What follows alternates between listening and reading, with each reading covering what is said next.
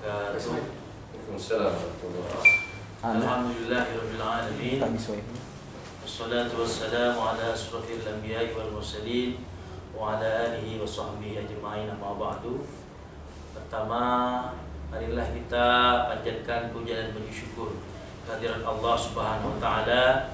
Pada kesempatan sore hari ini kita bisa bersilaturahim dalam acara Kongko Ramadan yang insya Allah ini merupakan salah satu kegiatan Ramadan.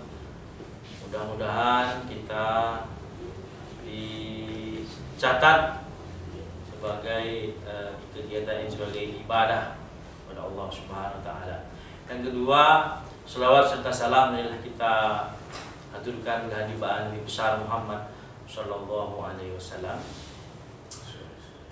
Baiklah para pendengar sekalian, para pendengar Kongko Ramadan yang diselenggarakan oleh Koordinator Kerjasama dan Publikasi Institut Agama Islam Al-Khairat Pamekasan.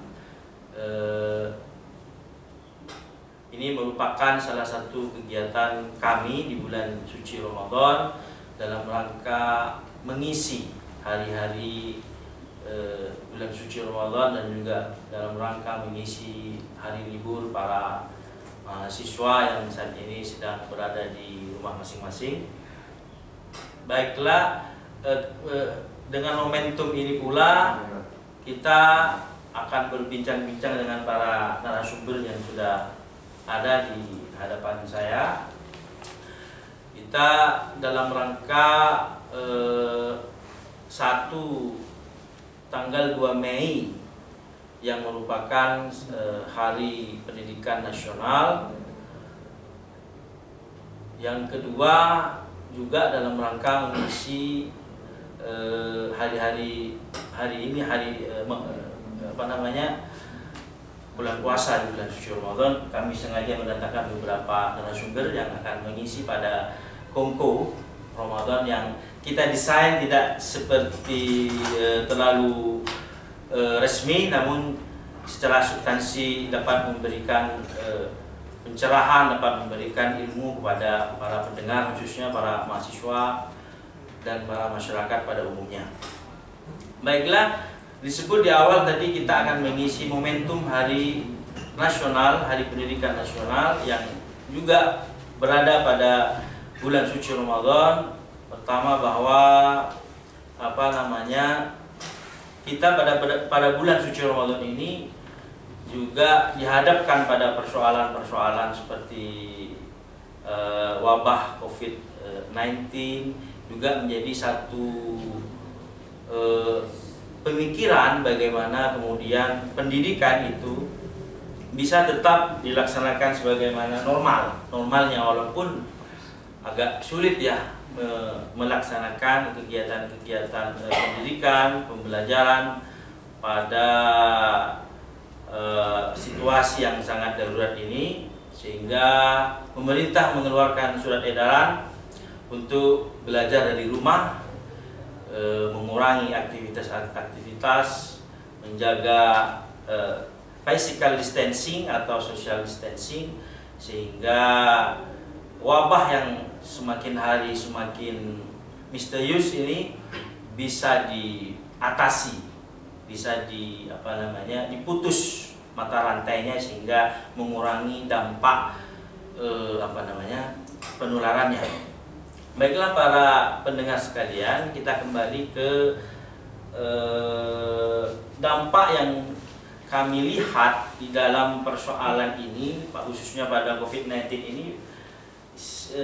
Pertama adalah bagaimana kemudian mendidik masyarakat untuk saling kolaborasi, mendidik para orang tua di dalam konteks pendidikan itu saling berkolaborasi di dalam mensukseskan anak didik kita, di dalam mensukseskan anak-anak di dalam proses pembelajaran.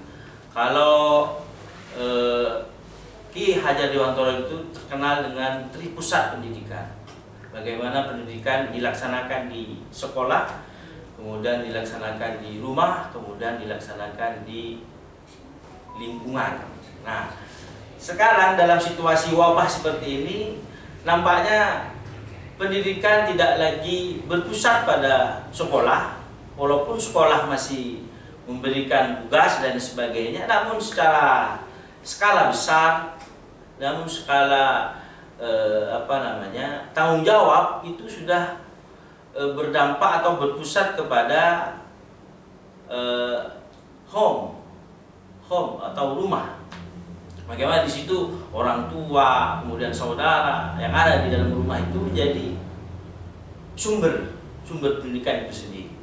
Nah, bagaimana kemudian rumah dan lingkungan itu siap, atau pertanyaannya, siapkah rumah dan lingkungan itu menjawab tantangan ini? Ya kan? Ini kita akan berbincang-bincang dengan Bapak Dr. Ridwan. Beliau ini adalah doktor dan dosen Institut Agama Islam Al-Khair Pamekasan. Juga di sampingnya ada kandidat doktor Bapak Ali Ridho, MSI. Beliau juga dosen Institut Agama Islam Al-Khair Pamekasan. Dan ada tamu spesial kita, beliau adalah Dewan Kabupaten Pamekasan, Bapak Ismail Ar-Rahim. Beliau juga alumni Institut Agama Islam Al-Khair Pamekasan. Baiklah, mungkin saya langsung bertanya ke Dr. Ridwan. Bagaimana pendapat Pak Dokter mengenai siapkah kira-kira rumah kita itu menjadi pusat pendidikan pada situasi wabah COVID-19 ini? Menurut Bapak Dokter, kira-kira apa pendapat Pak Dokter? Sudah. Iya. Begini, sebelum saya menjawab pertanyaan dari Kos, yang pertama, hari ini itu adalah 2 Mei yang diperingati sebagai Hari Pendidikan Nasional. Hari Pendidikan Nasional itu lahir berdasarkan kelahiran seorang pendiri taman siswa, juga adalah orang yang konsen di bidang pendidikan, dan kalau tidak salah menjadi Menteri Pendidikan Ganjar Dewantoro itu dikenal dengan sistem amoknya. Beliau banyak menemukan beberapa pemikiran sebelum saya masuk ke itu ya. Patut kita mengapresiasi hari ini di Ganjar Dewantoro itu menurunkan beberapa pemikiran, diantaranya adalah bahwa pengetahuan, kecerdasan itu sebetulnya bukan tujuan, tapi itu adalah alat. Tujuan lainnya adalah kebesaran jiwa, itu yang dikatakan saya Ki Hajar Dewantoro. Jadi kalau mungkin kita menuju kepada teori apa yang dikatakan oleh Bloom begitu ya, maka kemudian kebesaran jiwa itu ada pada sisi afeksinya, ada pada sisi perilaku seseorang. Jadi kalau di Islam itu mengenal namanya akhlakul karimah mungkin ya, maka kemudian kebesaran jiwa itu jadi kepada afeksi, kepada perilaku, itu salah satu yang dikatakan oleh Ki Hajar Dewantoro yang hari ini itu diperingati sebagai Hari Pendidikan Nasional. Nah, berhubungan dengan COVID, maka kemudian tidak boleh tidak. Saya ingat betul gitu ya, bahwa sekolah khususnya untuk tingkat SMA itu belajar di rumah tanggal 16 Maret. Jadi ujuk-ujuk pemerintah itu mengeluarkan satu kebijakan. Ketika COVID ini sudah diramal akan menjadi wabah, akan menjadi pandemi. Yang awalnya itu adalah endemik, sungguhnya bukan endemik gitu ya, tapi sungguhnya sudah pandemik gitu. Ya. Kenapa seperti itu? Nah, tanggal 16 itu saya ingat hari Senin. Jadi hari Minggunya itu sudah ada pengumuman lewat WA bahwa hari Senin itu siswa belajar di rumah. Banyak guru-guru itu bertanya kenapa seperti itu. Itu dalam rangka ya, bahasa yang sekarang yang muncul itu memutus rantai COVID ini. Jadi dilarang berkumpul dengan massa yang banyak. Di antaranya lembaga pendidikan itu adalah tempat berkumpulnya orang-orang. dan itu tidak bisa dihindari, itu adalah sebuah keniscayaan. Nah, apakah kemudian lingkungan keluarga itu bisa menjadi salah satu penopang dari kegiatan pendidikan dalam rangka COVID? Hemat saya itu begini, dalam kondisi seperti ini kita semuanya itu pasti akan berubah. Mengapa kita akan berubah? Karena kita dihadapkan pada satu pada satu kejadian yang kita tidak tahu musuhnya itu seperti apa. Maka kemudian di sini harus ada perubahan. Nah, perubahannya itu adalah bagaimana kemudian siswa yang awalnya itu belajar di rumah, maka belajar di sekolah, sekarang itu belajar di rumah. Nah, belajar di rumah. Yang awalnya itu melakukan tatap muka dengan berbagai macam kegiatan yang dilakukan oleh guru, maka dia menunggu apa yang tugas yang diberikan oleh guru. Cuma di sini karena di sini sifatnya itu adalah musibah begitu ya, saya katakan musibah nasional. Ada ketidaksiapan begitu, ada ketidaksiapan. Dibatasi ini enggak? Dibatasi menit apa enggak ini? Enggak ya. Jadi situasional aja. Oh, situasional. Nanti bisa saling sambung. Bisa saling ya. Nah, ya itu. Jadi ada ketidaksiapan. Yang namanya belajar daring itu seperti apa? Gitu. Kemudian orang tua juga tidak siap. Yang awalnya mereka tidak mendampingi anaknya itu belajar, sekarang itu terpaksa mendampingi. Awal-awal seperti itu. Ya. Sehingga bagi orang tua yang kesadarannya itu adalah kesadarannya itu sedikit, kesadarannya itu untuk kemudian mengetahui sejauh mana ketika anak-anaknya itu menempuh pendidikan, baik itu dari sisi kuantitas keaktifan, kualitas hasil belajarnya, hari ini itu dipaksa. Nah, antara ketidaksiapan dan kesiapan itu menurut saya bergelindang gitu. Kenapa bergelindang seperti itu? Ya, sekali lagi dalam kondisi seperti ini itu harus ada perubahan-perubahan, harus diminit sedemikian rupa bagaimana orang tua itu harus mendampingi anaknya. Ya, terutama adalah untuk pendidikan dasar gitu. Mulai SD sampai kalau SMP ini mungkin tidak didampingi, tapi orang tua mereka itu hanya biasa. Tapi yang menjadi masalah lembaga pendidikan ini akhirnya juga memaksa guru untuk berubah. Yang awalnya mereka tidak pernah belajar teknologi aplikasi, sekarang mereka belajar tentang Google Meet, mereka belajar tentang aplikasi Zoom, mereka belajar tentang Google Class, mereka belajar tentang Google Form dan lain sebagainya. Mungkin juga belajar tentang Webex. Nah, perubahan-perubahan ini yang menurut saya bahwa di balik satu musibah, itu yang dikatakan, di balik satu musibah itu pasti ada sesuatu yang bermanfaat. Di sini ini hikmahnya orang tua yang dulu itu adalah kadang-kadang abai atau apatis, sekarang itu tidak lagi. Ya mungkin itu sebagai pengantar. Ya, bagus sekali, menarik sekali kita berbincang masalah kesiapan terhadap perubahan-perubahan yang terjadi sehingga ada transformasi dari pembelajaran face to face, ya kan, kepada pembelajaran virtual. Kepada pembelajaran virtual atau daring itu.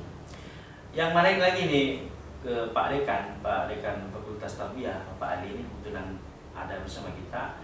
Bagaimana kemudian kita memanage ketidaksiapan masyarakat terhadap pendidikan ini, karena pendidikan ini kan harus terus berlanjut.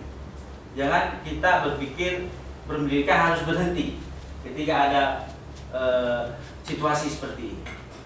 Bagaimana menurut Pak Dekan? Ya, terima kasih. Memang kalau kemarin kita memahami betul tentang konsep 4.0 kan. Ya, 4.0 itu kayaknya hanya sekedar wacana kan gitu kan. Jadi bagaimana kita dimulai untuk mempersiapkan menghadapi situasi ke depan yang basisnya basis IT. Namun demikian hal itu belum mendapatkan momen kan gitu kan. Momen COVID-19 ini sebetulnya momen bagi kita pada suasana saat ini, kondisi saat ini di 4.0 juga, untuk memanfaatkan IT itu sebagai basis pembelajaran.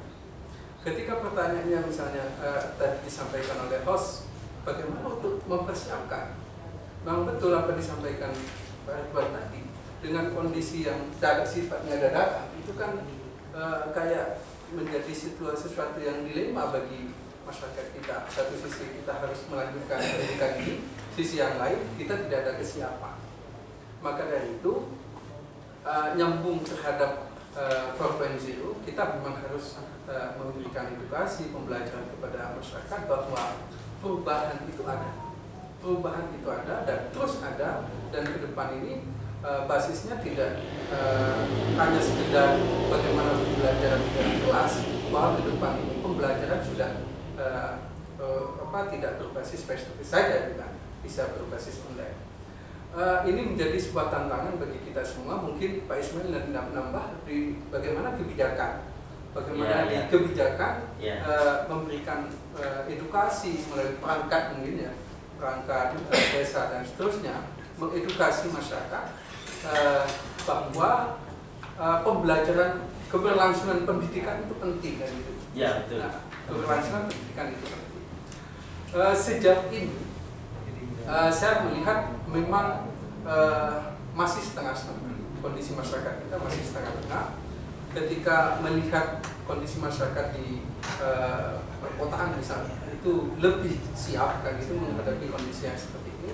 Berbeda jauh ketika kita melihat kondisi masyarakat di pedesaan yang secara IT mereka kurang mampu, sinyal, banyak sekali problem-problem. Ya, problem kesetaraan, akses dan lain sebagainya. Saya mengikuti webinarnya Diktis kemarin, menghasilkan sebuah kesimpulan bagaimana tipologi masyarakat dalam merespon COVID-19 ini. Maka di situ ketika dipresentasi, masyarakat itu pada kategori lemah di bidang dalam teknologi, meresponnya karena faktornya ini ya. Jadi mereka susah, mereka mereka tidak siap, tidak sanggup dan seterusnya. Itu pada level ini Mas. Maka dari itu perlu ada gerakan-gerakan ke depan itu kan, melalui mahasiswa-mahasiswa kita. Kalau kami mungkin di fakultas ke depan harus merestorasi, kalau bahasanya Surya Paloh itu, bagaimana ke depan untuk memberikan pembelajaran kepada masyarakat. Pendidikan tidak hanya sekedar pembelajaran dalam kelas. Jadi pendidikan itu universal, termasuk pendidikan di rumah. Ya, tadi menarik kita bicara tentang tipologi masyarakat, dan yang mungkin bisa kita pelajari bagaimana tipologinya, dan kita melalui Institut Yai Al Khairat ini kita bisa merekonstruksi bagaimana kemudian model pembelajaran daring ini tetap memberikan substansi pendidikan kepada anak didik sehingga mereka tetap pada situasi belajar. Nah, namun persoalannya ada yang disebut dengan generasi Z. Generasi Z itu adalah generasi yang diukur secara umur itu pada sekarang paling maksimal 25 tahun. Itu sedangkan orang tua, penelitian, orang tua kita itu sudah di atas 30-40 tahun. Artinya mereka bukan dari generasi Z, milenial. Artinya begini, pembelajaran daring atau pembelajaran virtual learning itu bisa dilakukan apabila orang tua kita sebagai edukator di dalam rumah itu siap dengan kemampuan teknologi sehingga dia bisa mengontrol anak kita. Nah, dalam penelitian itu kita akan sampai pada situasi seperti itu pada tahun 2030, di mana orang tua kita itu sudah menguasai teknologi. Sekarang orang tua itu atau calon orang tua itu masih umur 25 tahun. Jadi butuh 10 tahun lagi untuk kemudian kita bisa survive di dalam eksplorasi digital learning atau yang disebut dengan e-learning atau virtual learning. Yang menarik ini akan Pak Dewan, Pak Ismail sudah dari tadi senyum-senyum ini. Bagaimana kemudian Bapak melakukan sosialisasi kepada masyarakat tentang bagaimana sih seharusnya anak-anak kita itu di rumah belajar dari rumah. Itu modelnya seperti apa? Baik, terima kasih moderator. Ya. Sangat menarik tadi kami simak ya paparan dari Pak Doktor ini, juga Pak Dekan calon doktor, para pendeta pendidikan ini. Kandidat doktor. Saya lebih pada sisi tatanan di masyarakat. Mungkin suaranya agak ditinggikan sedikit. Terima kasih. Untuk mengukur ya keberhasilan sebuah negeri, sebuah daerah, ada 3 indikator makro. Ya, Pendidikan, kesehatan, dan daya beli. Ini saling berkait, ada sebab akibat juga. Oleh karena itu, pendidikan harus dapat porsi yang lebih tinggi. Pendidikan, kesehatan, dan daya beli. Orang yang sadar akan pendidikan, tentu sadar pula akan kesehatan. Berikut juga akan berdampak juga terhadap kemampuan daya beli. Kita melihat sekarang bagaimana di Indonesia ini. Kita paham ya, beberapa tahun terakhir kan anggaran pendidikan sudah berkurang. Sekarang saya lihat sekitar 500 triliun secara nasional ini. Walaupun yang dikelola oleh Pak Menteri sekitar 75 triliun, selebihnya ditransfer ke daerah dan itu DAK dan jauh. Kemudian untuk di tengah pandemi COVID-19 ini juga ada sedikit juga anggaran itu, kurang lebih 450 triliun. 450? Enggak nasional, hampir setara dengan anggaran pendidikan. Dan itu harus kita awasi bersama. Dan nggak tanggung-tanggung informasinya nanti yang menyalahgunakan itu akan dihukum mati. Mudah-mudahan terbukti, mudah-mudahan. Kabupaten saja 6, semula 62, sekarang menjadi 68 miliar. Dan lagi dana desa juga ada untuk penanganan COVID. Sehingga ini sebenarnya ada kebingungan di antara kita ya. Karena itu kita kembali kepada semangat yang ada depan tadi itu. Biasa ada ingat sosok pemimpin itu memberikan teladan di depan. Teladan dalam banyak hal ini. Banyak hal teladan pemimpin penting itu. Jadi contoh di depan, contoh kejujuran, profesional dan semuanya itu contoh. Sehingga kalau anggaran pendidikan dijadikan semaksimal mungkin sesuai dengan kebutuhan dasar, insya Allah ini akan berdampak positif terhadap peningkatan sumber daya manusia. Kalau sumber daya manusia baik, insya Allah ekonominya akan baik. Karena tujuan pendidikan yang tertera dalam Undang-Undang 2003 itu adalah untuk mengangkat harkat dan martabat bangsa Indonesia. Jadi kalau pendidikannya rendah, berarti martabat bangsa kita masih rendah. Ini kan begitu, jadi konklusi seperti itu. Karena dana yang cukup besar harus kita awasi bersama. Dan ini kan dadakan, tidak ada yang ingin antara musibah ini. Walaupun semula ada di Wuhan, kemudian merembes ke Indonesia, dan dalam tanda kutip memang pemerintah agak lambat menangani posisi. Lebih merembet pada dunia pendidikan.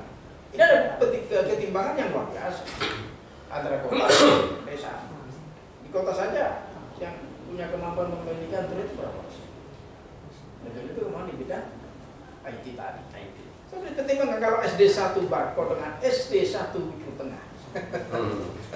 Pasti ada ketimpangan. Pendidikan orang tua. Betul. Ini berpengaruh terhadap pendidikan anak. Kalau tadi lihat ya, bagaimana manusia orang tua ini, pendidikan orang tua yang ada wali kelas SD 1 di Bucur itu dengan wali kelas di SD 1 Barkot misalnya. Kemudian juga keaktifan dan seterusnya. Sehingga pendidikan jarak jauh yang diterapkan sekarang bertanggal 16 Maret lalu ini perlu dievaluasi secara jujur. Sejauh mana efektivitas dari itu? Saya sepakat memang, jadi kita menjadikan sekolah itu sebagai madrasah. Ini sudah khotbahnya para ustadz. Ya, ustadz semuanya kan kampanye bagaimana menjadikan sekolah sebagai madrasah. Sekarang ini sudah dijawab. Jadi orang tua dituntut pintar. Jadi katanya istilah ini menjadi bahan evaluasi kita bersama. Di samping dana pendidikan kita besar, dana untuk menangani COVID ini juga besar ya. Dan ini harus kita awasi bersama bagaimana nanti peserta didik kita tidak mengulangi. Dan ini masih panjang karena bervariasi. Jadi dokter mengatakan itu, insya Allah nanti kalau kepatuhan masyarakat tinggi, jadi puncak COVID itu Juli. Ya. Tapi kalau sedang ada yang patuh, ada yang tidak, ada yang mengabaikan, itu bisa jadi Agustus. Kalau begini memprediksi ini bisa jadi puncaknya itu Oktober. Berarti 1 tahun itu penuh kena COVID. Kalau itu yang terjadi ini sangat luar biasa, akan berdampak luas. Karena itu tidak hanya di bidang pendidikan, tapi juga di bidang ekonomi yang juga endingnya bagi masyarakat yang lemah pendidikannya akan mengarah kepada kerawanan sosial. Nah, ini sudah mulai terjadi. Dan mudah-mudahan kita ambil semuanya hikmah yang ada ini dan masyarakat sadar bahwa COVID-19 ini adalah kita diuji untuk lebih matang, lebih mandiri, lebih siap untuk di masa-masa yang akan. Kita ambil hikmah yang besar, kembali kepada semangat pendidikan di dalam ini. Mari kita berikan contoh atau kita belajar kepada contoh yang kayak Haji Dewantoro bagi para pemimpin kita. Ingat sang tulodo, ingat yang mengkasih tuturi. Keteladanan. Saya kira demikian. Mudah-mudahan ada manfaatnya. Assalamualaikum warahmatullahi wabarakatuh. Salam. Bagus sekali, semakin menarik ya obrolan kita tentang bagaimana sebenarnya situasi yang sebenarnya harus kita persiapkan. Tadi disebut sama Pak Ismail, beliau wakil kita juga di kabupaten, tentu paham lah ya kebijakan-kebijakan yang harus diambil. Tadi disebut Ingarso ya, disebut keteladanan, uswatun hasanah. Memang keteladanan itu salah satu nilai karakter atau pendidikan karakter yang harus diinternalisasi, baik oleh guru atau oleh orang tua di rumah atau oleh orang-orang tua di kampung atau tokoh masyarakat. Bagaimana kemudian nilai keteladanan ini betul-betul ditransformasi kepada anak kita itu melalui apa? Melalui kegiatan, melalui sikap orang tua atau sifat dan sikap seorang guru. Tapi masalahnya begini, Pak Ridwan, kita ke Pak Ridwan. Ketika anak-anak kita ini gagal di dalam proses karakterisasi atau yang disebut dengan pendidikan karakternya di sekolah, sehingga ketidaksiapan mereka untuk belajar mandiri di rumah itu menjadi salah satu yang diragukan di rumah. Karena kan banyak sekarang ada wacana-wacana atau opini-opini bahwa pendidikan karakter hanya sebatas simbol saja, sebatas suara-suara saja, karena pendidikan karakter sebenarnya tidak menyentuh pada jiwa anak. Itu bagaimana menurut Pak Dr. Apakah pendidikan karakter kita itu di sekolah, di dalam situasi konsep kurikulum kita yang sudah kita jalankan ini betul-betul memberi penetrasi kepada si anak, sehingga kita meyakinkan mereka untuk pasti mereka belajar. Gitu. Sudah. Iya. Baiklah. Sebelum saya masuk menjawab apa yang dipertanyakan oleh host begitu ya. Seberapa besar pendidikan karakter itu? Oh iya. Sebelum saya masuk ada beberapa hal yang juga harus menjadi satu kebijakan, khususnya adalah di lembaga pendidikan berhubungan dengan COVID. Ini sangat menarik COVID. Pertama begini, untuk tingkat SD, SMP, SMA sebentar lagi itu adalah ini COVID keluar dulu dari jalur tentang pendidikan karakter. Seperti itu. Nanti saya akan singgung juga itu tentang apa yang menjadi kebutuhan dasar sekolah seperti itu, berhubungan dengan pendidikan karakter itu. Jadi lembaga pendidikan misalkan seperti SD, kemudian SMP, SMA dan perguruan tinggi. Sebentar lagi ini kan penerimaan yang perguruan tinggi, penerimaan mahasiswa baru. Yang SD adalah siswa baru, begitu SMP siswa baru juga. Nah, yang jelas penerimaan siswa baru dulu ada yang kenal dengan sistem zonasi. Kalau sekarang itu adalah sistem zonasi terbuka, itu yang saya ketahui. Nah, dalam sistem zonasi menghadapi COVID ini begitu ya. Kalau pendaftarannya sih seperti hal yang biasa. Jadi tinggal kalau dulu itu adalah mendaftar lalu dengan Google Map itu ditentukan ya daerahnya itu, karena kelulusan itu membutuhkan jarak dan juga nilai dan lain sebagainya begitu ya. Nah, yang perlu dipikirkan setelah mendaftar lulus itu berikutnya kegiatan pembelajarannya bagaimana? Kan seperti itu. Dalam rangka COVID tidak mungkin kemudian anak itu duduk di depan menunggu tugas dari guru mulai dari jam 7. Kalau yang 5 hari kerja itu sampai jam 3:30. Kalau yang 6 hari kerja itu adalah sampai jam 2. Kalau untuk sekolah di SMA 2 itu ya, kalau hari Senin sampai jam 3. Kemudian kalau untuk hari Selasa perkecualian hari Jumat itu adalah sampai jam 1:30. Seperti itu. Tidak mungkin. Maka sekali lagi harus ada perubahan orientasi di COVID ini. Selain belajar tentang teknologi yang sekarang menemukan momentumnya katanya Pak Dekan tadi itu dengan 4.0 itu, sekolah itu juga harus membuat satu kebijakan.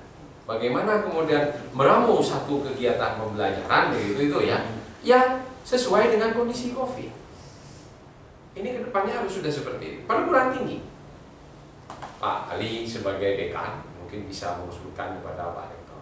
Nggak mungkin ketika kegiatan perkuliahan itu ya di setengah 2 tek dia harus menunggu gitu ya. Begitu sih nggak mungkin. Sehingga pas kebijakan yang nanti kalau di SMA itu menurut saya kegiatan pembelajaran itu ekuivalen dengan banyaknya jam itu gitu. Inilah perubahan dalam rangka COVID, semuanya itu harus berubah. Seperti itu. Jadi kita tidak hanya berbicara hari ini, tapi bagaimana berbicara ke depan. Sudah saya singgung tadi perubahan orientasi. Yang dimaksud perubahan orientasi itu apakah orang tua murid berfungsi sebagai guru atau bagaimana perubahan orientasi? Begini, saya menyinggung ini tentang bagaimana kemudian adanya satu inovasi kebijakan, khususnya adalah level lembaga pendidikan. Orang tua secara otomatis kalau seperti itu harus mendampingi seperti itu, harus mendampingi kegiatan anaknya. Minimal orang tua itu memantau. Orang tua yang sibuk itu juga harus memantau dengan caranya. Sekarang teknologi informasi itu ya dengan gawai itu kan bisa memantau seperti apa. Bahkan kalau mungkin orang tua yang punya itu ya dengan CCTV-nya itu kan bisa dipantau dari jarak jauh. Bagi orang yang katakanlah seperti tanya Pak Ismail tadi, orang di desa itu kan aktivitasnya tidak terlalu banyak, sehingga dia juga bisa otomatis itu. Menurut saya itu harus secara berantai ada yang memulai, begitu. Harus ada yang memulai. Iya, harus ada yang memulai. Itu yang pertama. Kemudian yang kedua berhubungan dengan pendidikan karakter. Begini, kebutuhan dasar kita itu dua pendidikan apa sih? Menurut saya itu ada 3. Yang pertama adalah yang kedua adalah desain atau strategi. Kurikulum. Yang kedua itu adalah strategi atau desain pembelajaran. Kemudian yang ketiga adalah evaluasi autentik. Itu kebutuhan yang sangat mendasar. Nah, di kurikulum itu bagaimana? Kalau kita mengacu kepada kurikulum kita itu sesungguhnya hebat. Tetapi pada tataran pelaksanaan itu yang menjadi masalah. Sehebat apapun kurikulum itu berubah secara konsep gitu ya, tapi pelaksananya ya gurunya masih pakai kurikulum 1975 ya tidak. Artinya kesiapan SDM. Kegiatan SDM benar berhubungan dengan pendidikan karakter. Nah, pendidikan karakter ini yang saya pahami itu cara melaksanakannya itu ada 3. Tapi ini banyak. Yang pertama itu keteladanan, yang kedua itu adalah kebiasaan, yang ketiga itu dengan hukuman. Pertama dengan hukuman, ya tidak masalah begitu ya, dengan hukuman. Jadi ada persoalan dengan hukuman sekarang ini? Iya, kalau dulu kan orang ketika pendidikan karakter itu dihubungkan dengan perilaku katakanlah yang kurang baik gitu ya, itu kan pasti ada sanksi. Nah, tapi untuk sekarang ini ketika sekolah itu melakukan sanksi, maka itu bertabrakan dengan perundang-undangan yang lain. Contoh berhubungan dengan kekerasan pada anak, seperti itu. Jadi mungkin yang pertama itu tidak bisa. Tapi pembiasaan dan keteladanan itu yang sangat penting. Saya selalu mengatakan begini itu kalau bertemu dengan beberapa akademisi dan praktisi, kita itu tidak akan mungkin bisa menghasilkan satu pendidikan yang berbasis karakter sesuai dengan keinginan kita tanpa 2 hal itu. Nonsen misalkan keteladanan. Salah satu contoh yang kecil gitu tuh ya. Ini contoh yang kecil. Saya dosen di sini. Saya terlambat. Kemudian menyuruh mahasiswa saya kan begitu tuh. Nah, itu kan tidak keteladanan, tidak dengan pembiasaan. Nah, keteladanan dan pembiasaan ini 2 hal itu yang menyatu. Nah, pelaksanaannya sangat banyak begitu. Coba saya ambil poin pentingnya saja itu dalam hal pendidikan karakter. Dan pendidikan karakter itu berproses secara terus-menerus seperti itu dengan berbagai dengan berbagai macam indikator yang harus dicapai. Saya tidak setuju dengan pendidikan karakter yang terkotak-kotak itu. Kalau menurut yang dikeluarkan oleh Puskur tahun 2010 itu kan ada 18. Tapi kemudian itu direvisi ya menjadi PPK itu ya penguatan pendidikan karakter dengan permennya. Itu kan berdasar Pancasila, berdasar undang-undang. Oh, itu kan nilai hukumnya. Tapi kalau pendidikan karakternya sendiri yang harus muncul itu contoh yang 18 pendidikan karakter. Religius, jujur, semangat kebangsaan, nasionalisme, gotong royong, nah kan begitu itu. Nah, disiplin dan lain sebagainya kan begitu itu. Nah, itu kemudian apa namanya di breakdown ulang. Kalau di breakdown ulang itu apa menjadi 7, apa menjadi 9 seperti itu di perjanjian baru. Saya sebenarnya tidak setuju terkotak-kotak seperti itu. Intinya adalah pendidikan karakter itu terjadinya perbaikan perilaku, baik bukan hanya kepada anak didik, pada guru, ya, yang kemudian itu mengimbas kepada lingkungan sosial. Itu yang bisa saya sampaikan. Iya. Ya, ini menarik sekali. Ada 2 hal, yaitu penguatan terhadap pendidikan keteladanan dan pembiasaan, dan yang ketiga itu adalah hukum, pemberian punishment, sanksi. Menarik ini keteladanan dan pembiasaan ini karena tidak menyangkut siswa, tapi juga menyangkut guru sebagai edukator, sebagai pendidik. Dia juga harus memberikan keteladanan, dia juga harus memberikan pembiasaan. Artinya pembiasaan yang baik ya. Pembiasaan yang positif begitu, iya. Nah, bagaimana menurut Pak Ali mengenai keteladanan dan pembiasaan ini? Formulasinya seperti apa? Saya kembali dulu ke cita-cita agung dari Menteri kita, Mas Menteri kita, Merdeka Belajar. Jadi memang Merdeka Belajar. Ya, Merdeka Belajar. Arahnya mungkin ke sana nanti. Dan itu dicoba dirumuskan oleh kementerian-kementerian pendidikan di daerah, termasuk di Kementerian Agama. Yang saya tahu di Kementerian Agama Jawa Timur itu mencoba memformulasi sebuah program yang berorientasi ke sana, namanya GERAM, kalau tidak salah itu Gerakan Ayo Membangun Madrasah. Orientasinya memang bagaimana membangun karakter siswa sesuai dengan cita-cita Undang-Undang Siswa tahun 2003. Jadi kalau Pak Ridwan tadi mengatakan ini memerlukan kesiapan semua, termasuk guru-gurunya. Kalau saya mencoba memformulasi dari pandemi saat ini, mungkin tugas guru itu 2, tugas siswa 1. Siswa dalam arti siswa dengan orang tua. Kalau guru, yaitu tentang bagaimana penguasaan IT-nya. 1. Jadi ketika guru tidak siap dalam hal ini, maka dia akan tertinggal, terasingkan dengan kondisi yang seperti saat ini yang sudah tidak memakai pembelajaran di dalam kelas. Yang kedua adalah strategi pembelajaran. Kalau dulu mungkin ketika pembelajaran di kelas itu hanya menonton pada proses pelaksanaan pembelajaran dengan metode ceramah dan seterusnya. Dengan kondisi yang seperti saat ini membutuhkan strategi yang lebih, termasuk bagaimana memasukkan, menginkludkan nilai-nilai karakter ini. Ini sangat sulit sekali. Problem ini. Bagaimana menginkludkan nilai-nilai karakter dalam proses pembelajaran yang tidak bertatap muka dengan siswa. Nah, ini yang saya maksudkan tadi.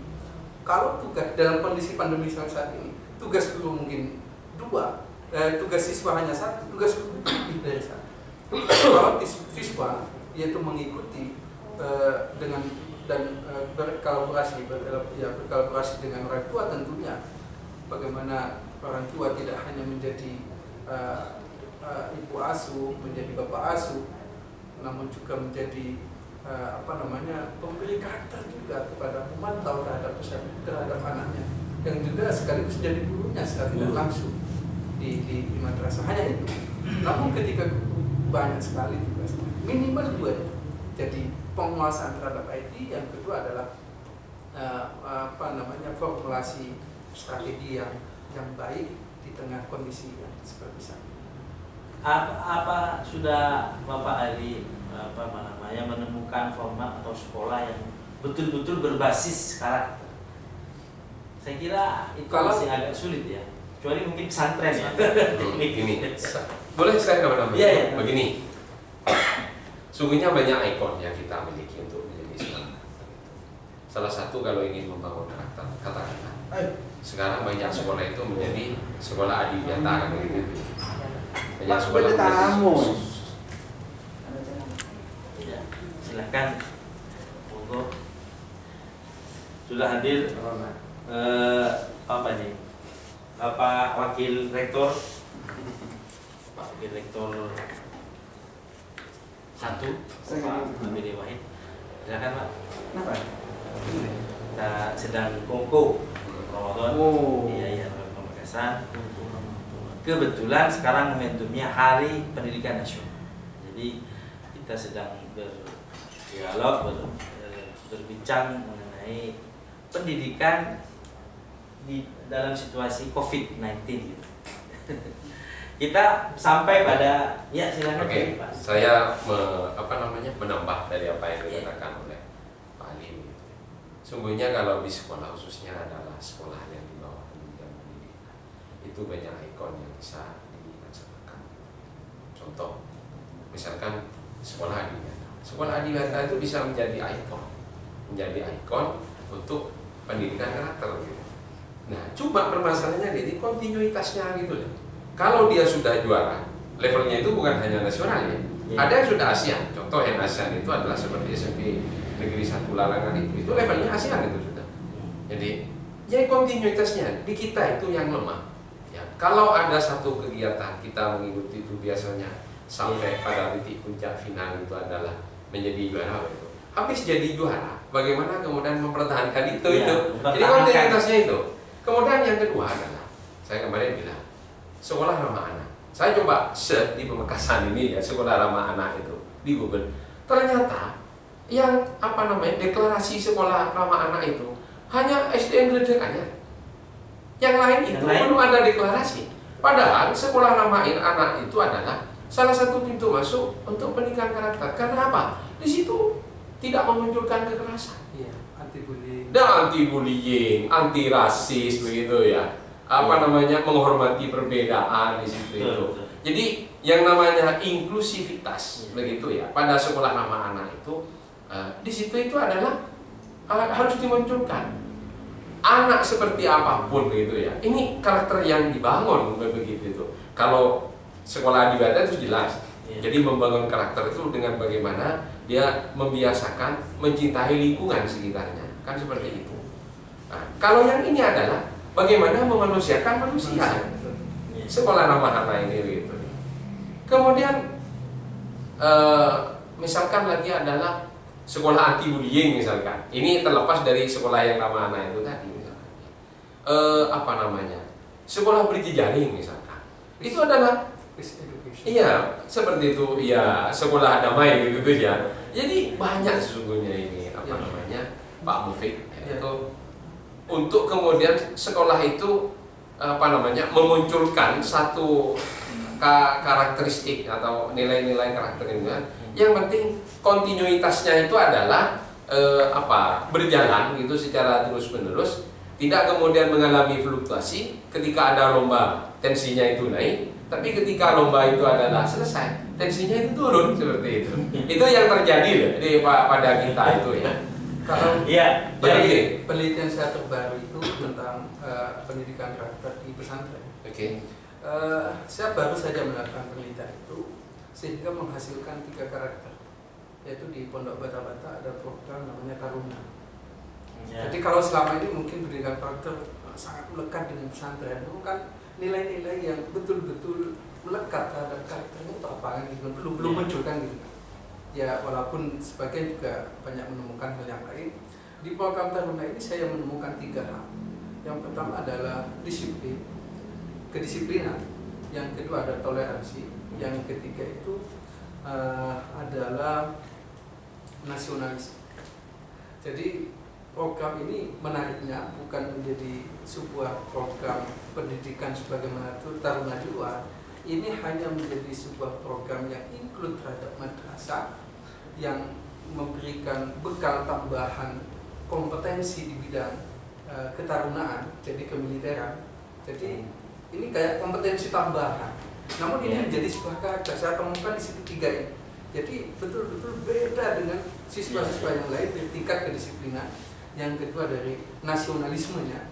Yang ketiga itu adalah toleransi. Iya. menarik sekali kita bicara. Saya tambah yang namanya oh iya iya Mas ya. Di waktu ke Pak. Iya. Saya menarik urusan nasionalisme itu Pak Dewan gitu. Pakar pendidikan di politik. Saya kira tadi bicara tentang pendidikan karakter. Walaupun di awal Pak Dokter menyampaikan bahwa 3 hal penting ini, kurikulum, implementasi kurikulum itu dan evaluasi. Yang menjadi masalah kan yang dua, kurikulumnya bagus. Implementasi sejauh mana para guru, para pengajar, dosen itu implementasi kurikulum. Ini harus dievaluasi. Ketika evaluasi sejauh mana serapan kurikulum terhadap siswa. Kalau dilaksanakan, saya kira karakter juga membantu. Walaupun kalau kita bicara pendidikan karakter secara umum, terutama pendidikan yang di bawah Mendiknas, ini luar biasa, sangat memprihatinkan. Karena pertama menjadikan sekolah sebagai madrasah, bagaimana pendidikan orang tua, bagaimana tingkat kepatuhan anak pada orang tua. Ini miskin akhlak. Di Indonesia ini miskin akhlak. Karena ini punya tugas yang luar biasa. Ini bagaimana korelasi dengan anggaran yang cukup besar dengan miskin akhlak yang hampir ini lebih parah dari wabah COVID-19.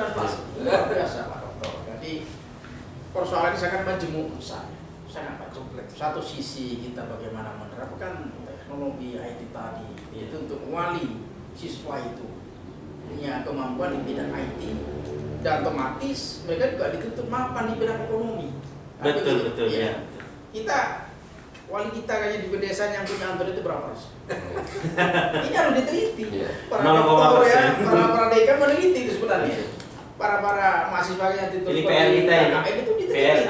Sejauh mana kemampuan para wali? Karena pendidikan orang tua terhadap keberhasilan anak itu sangat korelasinya sangat kuat sekali. Betul. Ini diteliti dengan sekarang ini sebenarnya. Pemerintah harus jujur melihat itu. Potret dengan kacamata yang benih. Ini dilihat nanti. Oleh karena itu teori yang sekian besar itu sebenarnya melaksanakan teori. Kalau tercapai 50% saja di kurikulum ini sudah maksimal. Iya sudah bagus. Tapi saya cuma saya lihat saja. Betul. SDN 1 Sumberwaru masuknya jam berapa? Pulangnya jam berapa? Ini jadi kasar sudah. Jadi oleh karena itu kalau dari teori yang kita terangkan kita hanya beberapa SD aja di kota-kota besar. Betul.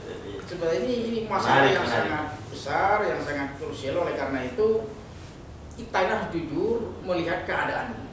Bagaimana? Jadi secara makro jumlah peserta didik di Indonesia berapa? Kita harus paham. Kemudian outputnya seperti apa? Saya melihat terus tadi, ini ada yang kurang di pendidikan ini. Data saya di sini ada. Di angka, di 2019 saya punya data di sini. Di Pamekasan nasional. Nasional. Datanya seperti apa? Data apa ya? Saya mengkorelasikan, jadi ada kausalitas antara pendidikan dengan ekonomi ya. Ini pendidikan, kesehatan, daya beli, pendidikan, ekonomi. Orang yang pendidikannya mapan, atau dituntut punya ekonomi yang mapan. Walaupun faktanya, walaupun berinya tinggi, ekonominya rendah, kan begitu ya. Ini. Tapi cara umum kan seperti itu. Idealnya kan seperti itu ya. Jadi saya melihat di Indonesia ini, di 2019 jumlah penduduk 260 juta ini. Kemudian jumlah usia kerja antara 15-65 tahun itu 197 juta. Kemudian jumlah angkatan kerja, jadi ada beda kerja yang sedang mencari kerja itu sekitar 136 juta. Jumlah penduduk yang bekerja 129 juta yang bekerja. Sehingga tingkat pengangguran 7,05 juta. Jadi pengangguran kita sangat 7,05 juta. Itu yang mendapat kartu prakerja itu. Oh ini yang pengangguran. Ya ini dia pasalnya itu ya ini angka ini. Ini kan orang dengan pendidikan. Iya betul. Ini menurut BPS ya di 2019 ini. Ini bagaimana tugas guru juga, tugas Pak Dokter ini. Iya ini PR kita ini betul. Lulusan SD yang pengangguran SD 2,41%.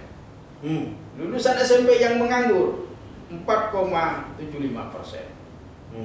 Kemudian lulusan SMA yang menganggur 7,92%. Kemudian juga SMK ini juga hampir 10,42%. Kemudian diploma itu 5,9% dan strata 1 5,6%. Iya betul. Tingkat pengangguran kita cukup tinggi di situ. Ini di data di 2019. Artinya apa? Jadi saudara Pasteri, kita ini harus jernih melihat keadaan yang ada ini. Jadi apapun ekonomi bangsa harus diperbaiki. Dari mana memulainya? Bisa jadi dari pendidikan. Betul. Ya, karena saya beri contoh saja, Indonesia dengan Vietnam yang sudah babak belur, kita perang dengan Amerika gitu ya, hancur, jadi pangannya datang dari Indonesia. Tapi era 80 orang Vietnam belajar bertani ke Indonesia. Belajar bertani ke Indonesia. Vietnam, Malaysia. Iya, belajar. Tapi sekarang bagaimana?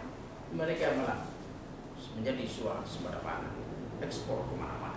Kita ketergantungan, belum mandiri pangan bangsa Indonesia. Kenapa? Petani kita dengan Vietnam berbeda. Artinya ada korelasi yang positif tingkat pendidikan dengan pekerjaan. Di Indonesia ini grafiknya masih tinggi, mungkin ada yang kurang. Ini yang harus. Oleh karena itu, dengan situasi seperti sekarang ini, di momen ultimatum ini, saya menggugah kepada semuanya para pelaku yang lebih spesifik bergerak di bidang pendidikan untuk lebih jujur melihat keadaan dan menjadi terobosan-terobosan baru bagaimana persoalan peserta didik ini benar-benar ditangani secara serius, dan konsep ideal yang tadi disampaikan oleh Pak Dokter, kurikulum, pencapaian kurikulumnya, strategi atau implementasinya, kemudian evaluasi yang mungkin bisa di atas 50% hanya beberapa lembaga pendidikan itu, tapi perkotaan di pedesaan dalam tanda kutip masih sangat jauh. Jadi grafiknya itu seperti ini. Jadi puncak gunung es masih jauh. Ini barangkali saya melihat fakta di lapangan itu, mungkin teori-teori dari berdua ini sangat ahli di bidang itu. Terima kasih. Ya, terima kasih banyak ini Pak Ismail, Pak Dewan ini sudah menyempatkan hadir di sini dan memberikan banyak pencerahan ya, informasi yang menarik yang menjadi PR kita sebagai institusi perguruan tinggi Islam yang semestinya merekonstruksi ini kebutuhan-kebutuhan masyarakat sehingga melalui pendidikan merekonstruksi kebutuhan masyarakat melalui lembaga pendidikan tinggi. Ini sudah mengerucut ya pada sebuah kesimpulan bahwa pertama yang harus dilakukan oleh lembaga pendidikan itu adalah selain sudah kurikulum yang sudah mapan, harus kemudian melakukan implementasi yang dengan baik, kata Pak Dewan tadi, minimal 50%. 50% di atas 50% lah. Dan kemudian melakukan evaluasi dengan baik. Nah, kemudian menguatkan pendidikan karakter.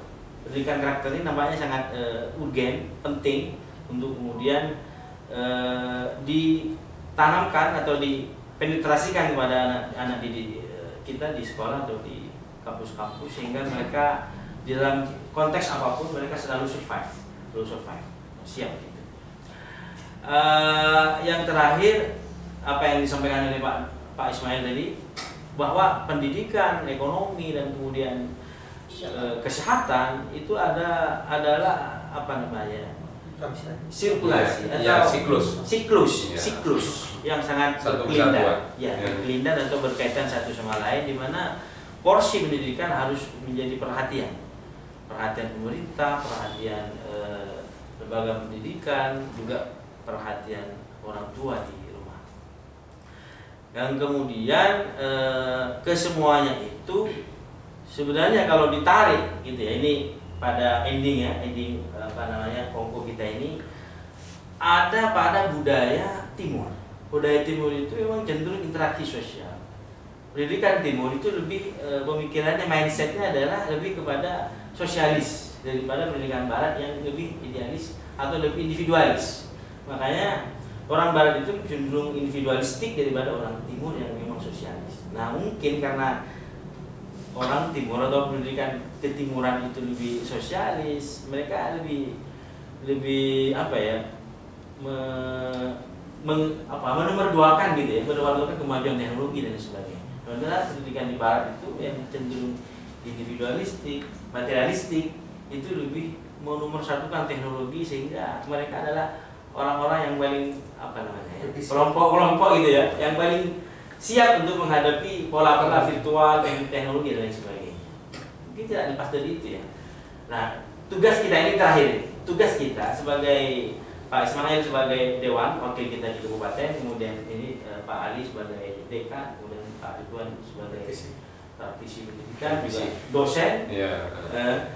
Bagaimana sebenarnya pendidikan kita ini, pendidikan Islam khususnya, pendidikan Islam meramu kebutuhan kita ini. Tentu kita tidak 100% ke barat, yang individualistik, materialistik gitu ya. Dan juga kita tidak terlalu ke timur yang terlalu sosialis. Nah, kita ini mengambil jalan tengah gitu.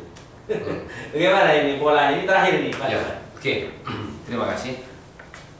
Yang pertama, mumpung ada Pak Dewan, ini saran. Saya itu sungguhnya orang yang rindu Pamekasan itu seperti itu. Jadi dunia pendidikan Pamekasan ini kalau mau dikatakan terpelosok ya terpelosok. Ya mungkin salah satunya itu adalah apa namanya, yang keliru itu saya juga. Nah, termasuk saya juga. Kalau kemudian salah satu indikatornya itu adalah hasil UNAS, itu terpelosok, sangat terpelosok. Kalau kemudian indikatornya itu adalah lomba yang bersifat regional nasional, itu terpelosok. Kemudian kalau misalkan salah satu indikatornya peningkatan mutu dengan 8 standar itu ukurannya, maka itu kemudian mungkin yang tercapai ada 50% seperti itu ya. Nah, segala kekurangan-kekurangan yang seperti itu mungkin oleh anggota dewan ya, meskipun itu tidak apa namanya, bukan counterpartnya untuk melakukan rapat begitu ya. Saya tidak tahu Pak Ismail ini ada di komisi berapa dan counterpartnya itu dinas ada komisi berapa? Saya di komisi 2. Komisi 2. Tapi kan counterpartnya bukan dinas pendidikan ya. Nah ya itu. Tapi paling tidak ya ketika kumpul dengan teman-teman itu, karena Pak Ismail itu juga dulu adalah juga orang yang mengelola lembaga pendidikan, maka ini perlu disuarakan banyak ya.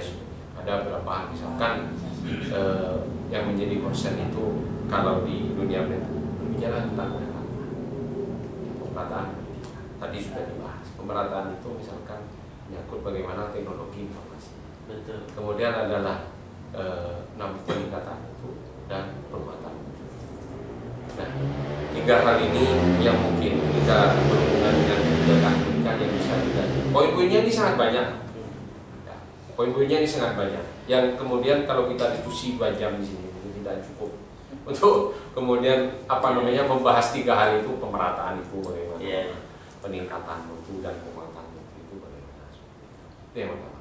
Kemudian yang kedua, ketika kita membentukkan satu teori, saya di sini itu pernah berkelakar dengan Pak Adi. Ketika rapat visi misi itu kan, kita ini kan memang apa namanya ya, tidak mau sekuler begitu, tapi kan kita ini mengambil punyanya orang sekuler gitu. Nah, karena kita tidak mau dikatakan sekuler, lalu kita melakukan penguatan gitu. Kan seperti itu, apa namanya, guyon saya Pak Adi gitu ya. Nah, saya ingat kalau kita ingin memadukan itu dalam teori pembelajaran itu kan ada 2 hal dalam psikologi. Satu itu adalah teori behavioristik, yang kedua adalah teori konstruktivistik atau yang disebut dengan kognitivistik itu. 2 hal ini tidak bisa dihindarkan. Jadi kita yang cocok itu misalkan adalah behavioristik, ya tidak. Konstruktivistik dengan kognitivistiknya itu ya. Itu juga harus jalan. Kognitivistik saja, ya itu tidak mungkin. Nah, oleh sebab itu ketika host ini mengatakan kita ini timur yang mayoritasnya seperti itu. Timur itu batasnya dari mana? Kalau Cina itu juga masuk timur, Jepang itu masuk timur. Kalau timur itu adalah Indonesia, itu yang sangat repot gitu deh. Tapi kan kalau timur itu berbicara Jepang, berbicara Korea misalkan, yang terakhir itu berbicara Vietnam, itu kan tidak.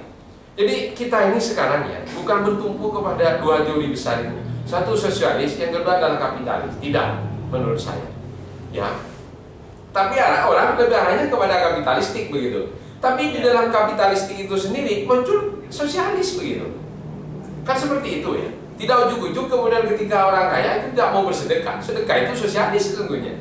Kalau kapitalis tulen, ya enggak. Ya hartaku, tidak akan saya bagikan kepada kamu, kan seperti itu.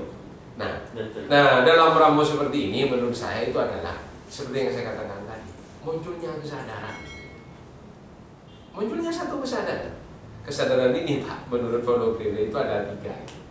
Jangan sampai yang kedua ini muncul di kita. Satu katanya kesadaran micik, yang kedua kesadaran naif, yang ketiga kesadaran kritis. 2 ini jangan, menurut saya. Tapi yang ketiga munculnya satu kesadaran kritis yang ada pada diri kita, sehingga kita itu bisa bergerak sama-sama. Kesadaran kritis itu gimana? Nah, kesadaran kritis itu adalah apa namanya, muncul ya satu bentuk semacam apa namanya, ada keinginan kuat untuk maju di dalam dirinya itu.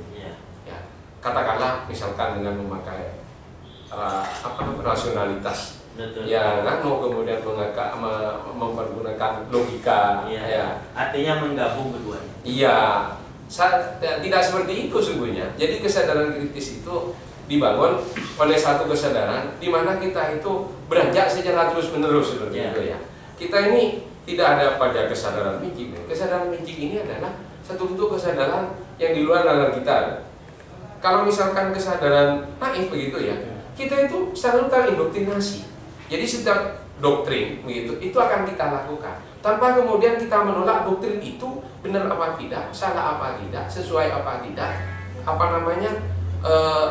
dihubungkan dengan situasi dan kondisi, ya apakah itu mengena apa tidak seperti itu. Nah, kesadaran kritis itu di luar dari itu. Nah, membangun kesadaran itu paling tidak yang katanya Pak Ismail ada di itu, maka dunia pendidikan dalam tempatnya membangun kesadaran. Betul. Dan itu harus dimulai ya dari kita, terutama para pendidik ini. Bukan hanya pendidik, para pemangku kebijakan juga penting. Para pendidik berkuar-kuar seperti apapun itu ya, tanpa ditopang oleh satu kebijakan yang mampan gitu ya, maka itu tidak akan jalan. Oke, saya sudah menangkap. Iya, oke, terima kasih. Sekarang Pak Ali, tapi jangan terlalu panjang. Terima kasih. Memang banyak sekali pemikiran atau keinginan bagaimana merekonstruksi pendidikan ke depan ini, terutama mengambil hikmah dari kondisi wabah pandemi COVID-19. Banyak hal yang bisa kita lakukan sebetulnya. Kalau dalam teori itu tadi Mas bilang bagaimana pendidikan kan gitu kan, terutama pendidikan Islam. Minimal kalau kita tidak bisa menjadikan aktor pendidikan Islam, minimal menjadi kontributor. Jadi jangan sampai mengklaster mana barat mana timur kan gitu. Tetap pada prinsip hukma sofa dogma kada kan gitu kan. Jadi kita memang harus bisa memfilter itu semua, mengambil sesuatu yang baik yang meninggalkan sesuatu yang termasuk dalam proses pembelajaran. Dan ini menjadi tugas besar bagi kami di stakeholder pendidikan, terutama pendidikan tinggi, bagaimana merekonstruksi itu ke depan, pendidikan lebih survive lagi kalau bahasa harus tadi, sehingga semuanya bisa menikmati pendidikan dimanapun dan apapun. Silakan Pak. Terima kasih. Sederhana saja. Jadi tugas untuk melakukan pendidikan itu pemerintah dan masyarakat.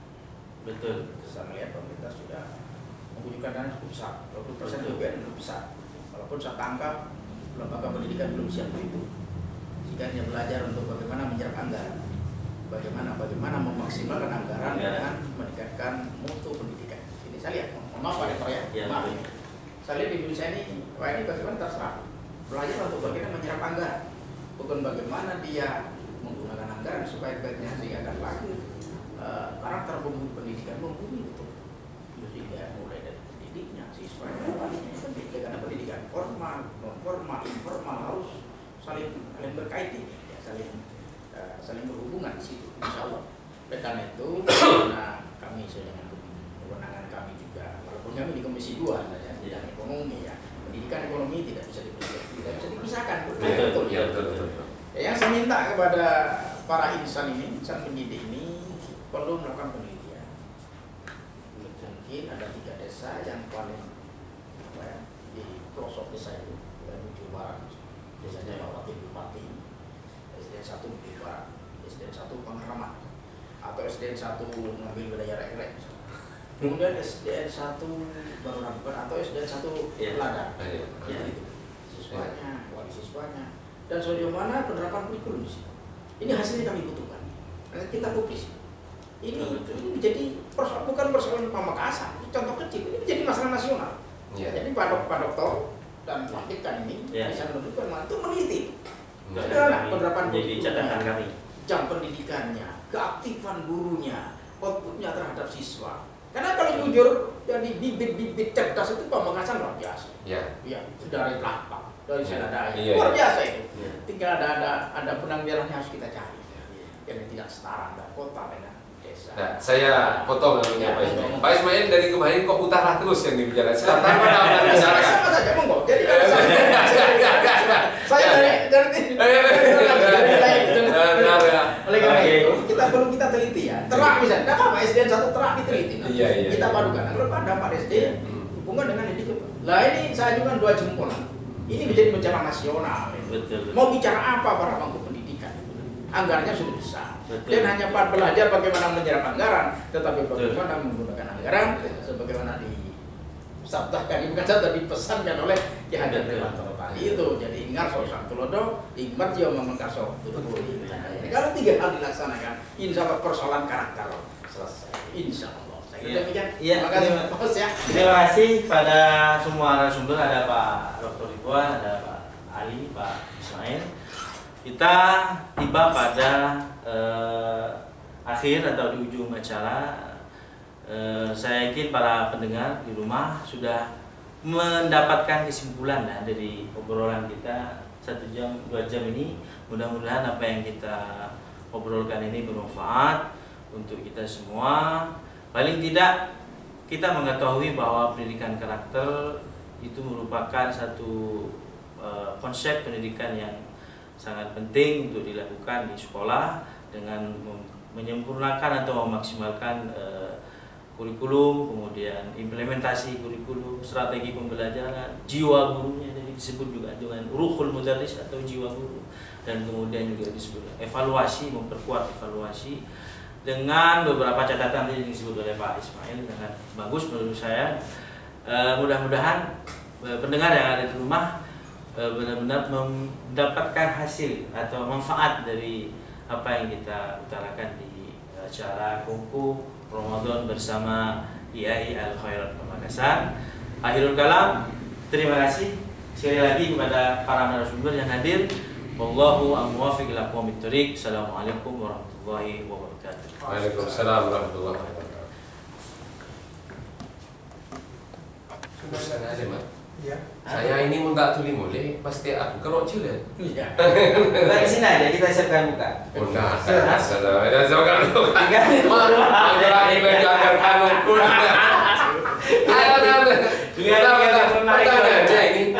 Ini dianggarkan apa enggak kan begitu? Iya. Ya cukup buka bersama. Saya. Saya. Itu tanggung masalah enggak?